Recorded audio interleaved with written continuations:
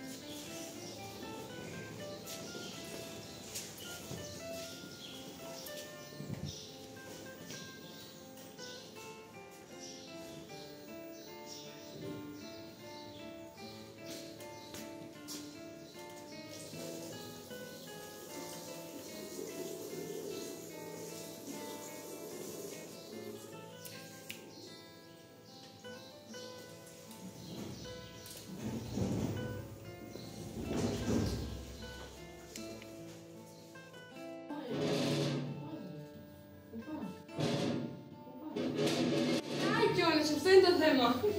Όχι, πάλι. Έλα, εντάξει. Έλα, να περάσει κλίμα. Άντε από εδώ. Για αυτούς ώρες μέσα.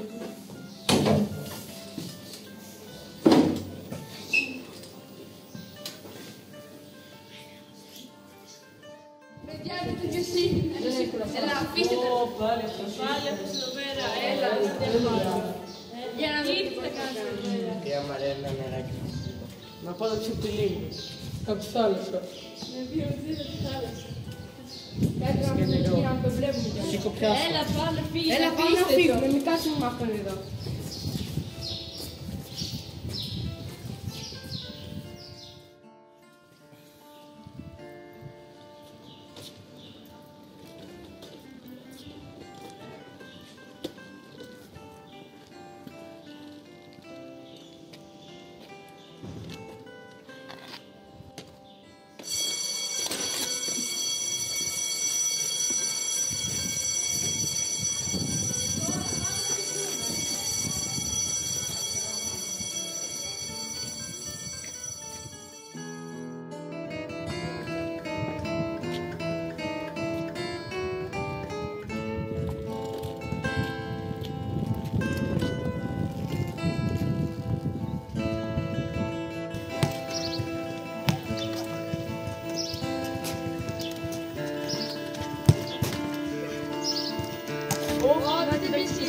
Έλα να παίξεις μαζί μας μπάλα.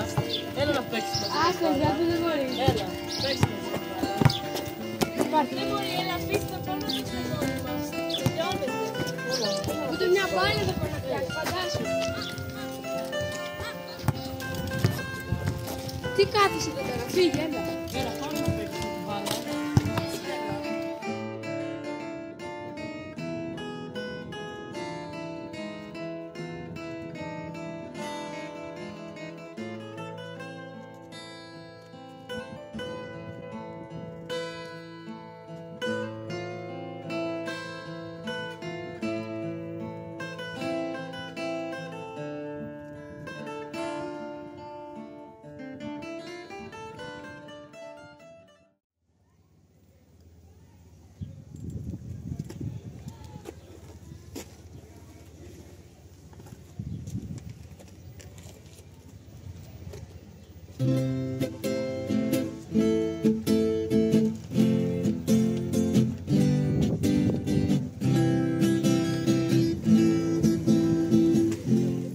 Παιδιά, πώς κάναμε λάθος τον κουρί. Κάνουμε μεγάλη βλακεία. Είμαστε όλοι μια οικογένεια. Πρέπει να πάμε να μας χωρέσει. Έχετε ίσα δικαιώματα με εμάς. Δεν γίνεται να τον κοροϊδεύουμε. Ναι, ρε. Δεν νομίζω. Καλά. Θέλετε να πάμε να του ζητήσουμε συγγνώμη. Παιδιά, αν ήσουν εσύ στη θέση του, τι θα έκανες? Βασικά, να έχετε Πρέπει δίκιο. να πάμε. Πρέπει να πάμε. Ελάτε, πάμε. Θέλω να μας συγχωρείτε. Φερθήκα Μας χωρίς, φίλε μου. Και εγώ ειδικά, φίλε μου, είμαστε φίλοι τώρα. Πρέπει να έχουμε όλοι τα ίσα δικαιώματα. Αγκαλίτσα. Ωραία, ελάτε. Το νου κάνει.